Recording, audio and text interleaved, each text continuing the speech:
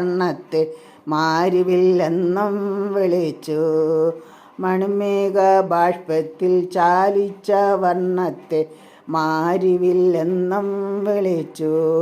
മറക്കുവാനാകാത്ത മൗനസംഗീതത്തെ മാനസമെന്നും വിളിച്ചു.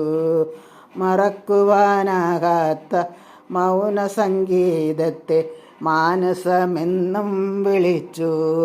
മുറിവേറ്റു കേഴുന്ന മണിമേഘ മുറിവേറ്റു കേഴുന്ന പാഴ്മുളം തണ്ടിനെ മുരളികയെന്നും വിളിച്ചു. മുറിവേറ്റു കേഴുന്ന പാഴ്മുളം തണ്ടിനെ മുരളികയെന്നും വിളിച്ചു. പേരറിയാത്തൊരു നൊമ്പരത്തെ പ്രേമമെന്നാരോ വിളിച്ചു.